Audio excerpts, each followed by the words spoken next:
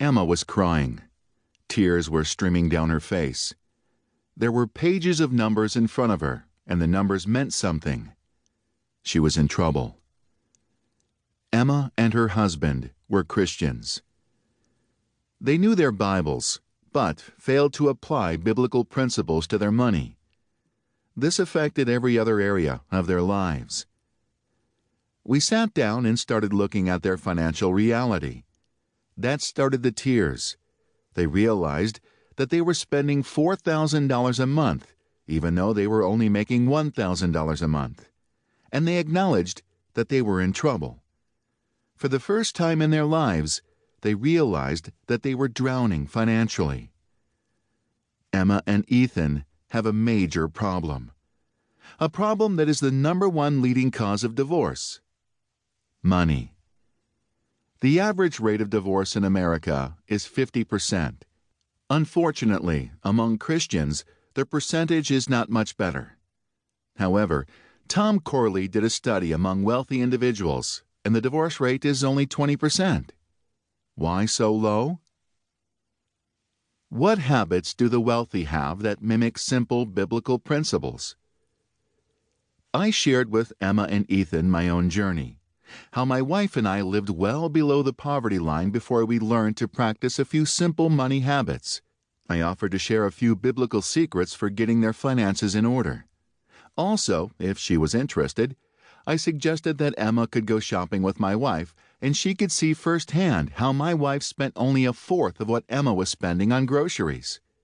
As a pastor, I've had many people like Emma and Ethan call for financial assistance. In each instance, the caller presents emergency dire situation that he or she is desperate to get out of. When those emergencies began to occur on a regular basis, I realized that I've not been providing long-term solutions. Biblical financial habits. In multiple places, the Bible lays out the principles of building wealth. Proverbs 14 verse 24 tells us, "The crown of the wise is their riches, but the foolishness of fools is folly." When we apply God's Word in our daily lives, we will live more abundantly. These are universal principles, and also Christian principles. This pathway to financial freedom takes sacrifice. If you're looking for a prosperity gospel, please stop listening and throw this book in the trash.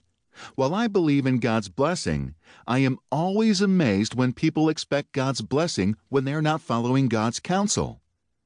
It's kind of like me telling my 2-year-old son that the stove is hot and not to touch it. When I turn my back, my son goes over and touches the stove. I warned him, he didn't listen, and he faced the consequences of his actions. The Bible explains key habits to change your financial future for the better, but you must take that information and use it to review and modify your habits. Modern researchers have confirmed these principles. What do you know? God knew what he was talking about. Steve's transformation with Proverbs. Steve was depressed. Since graduating from college, he'd failed in every job he'd had. It didn't matter what he did, he couldn't make his bosses happy. He felt like a failure. One day, he shared his woes with a close friend who replied, "Do you want to be smarter than all your bosses?" "Yeah, right," Steve responded. His friend continued, "I bet you could be a millionaire within 5 years." That certainly caught Steve's attention. He was curious now.